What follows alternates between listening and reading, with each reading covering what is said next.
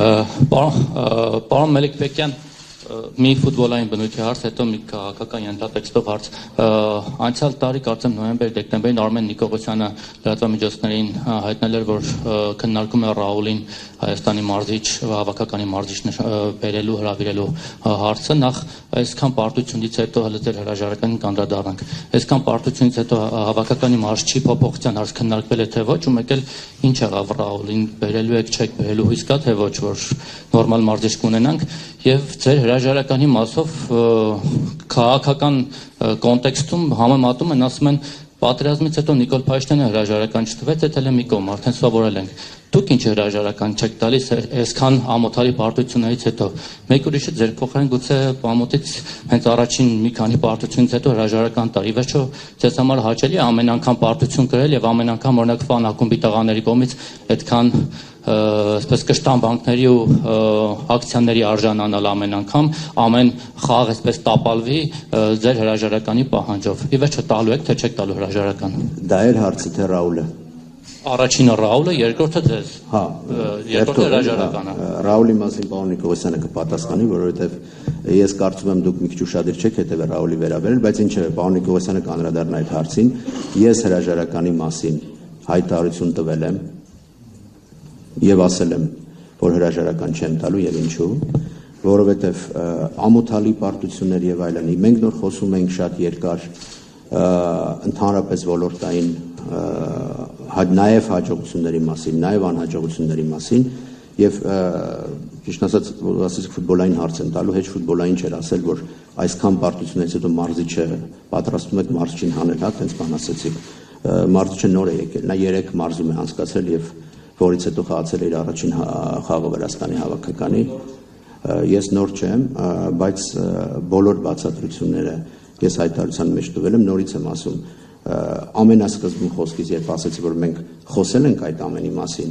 ով ցանկանում է տեսնել եւ լսել, տեսնում է, ով չի ցանկանում, չի տեսնում։ Եվ հրաժարականի պահանջը, հրաժարականը ընդհանրապես եւ հասարակական կազմակերպության ղեկավարը դա ինստիտուցիոնալ խնդիր է։ Եվ շատ կարևոր է, թե ինչ են կարծում այն ինստիտուցիայի, այն ինստիտուտի անդամները, որոնք ընտրել են քեզ, եւ ես ձեզ ասեմ շատ հստակ, բացառությամբ 2 ակումբի մեր մնացած բոլոր անդամների հետ մենք բարբերաբար քննարկումներ ենք ունենում եւ բոլորը հասկանում են եւ զարգացման տեմպերը, եւ խնդիրները, եւ օբյեկտիվ խնդիրները, եւ այդ իսկ պատճառով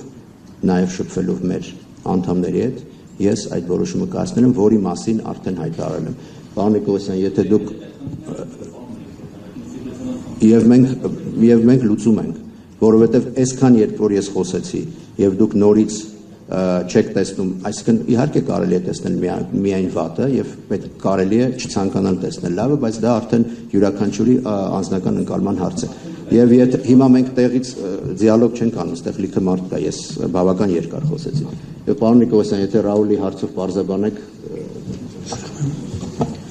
Ռաուլի հարցով ես ուղղակի պիտի նախ հարցնեմ, դուք վստահ եք ձեր հարցը ճիշտ եք տվել, թե չէ։ Դուք ինքներդ լսել եք ես ինչ եմ ասել Ռաուլի մասին։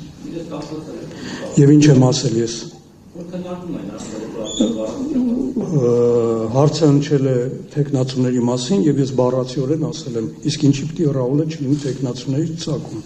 Ես դա կարող եմ հիմա էլ ասել, այո, Ռաուլը եղել է տեխնացուների ցուցակում, բայց որոշակի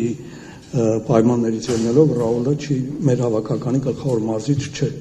Սա ձեր հարցի պատասխանը։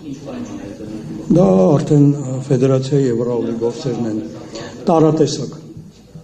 Դրանք բանակցային գործընթացի մաս են կազմում եւ ոչ միայն Ռաուլի մասն է խոսքը, այլ բազմաթիվ այլ մարզիչների, որոնց հետ ֆեդերացիան տարբեր տարիներ բանակցում է։ Այդ մասին մենք չենք խոսի։ Ինչպես խնդրում եմ հնարավորություն տանք մյուսներն էլ հարցեր տան, հա։ Ուր է մնալու։ Իհարկե նա պայմանագիր ունի եւ իր աշխատանքը շարունակում է։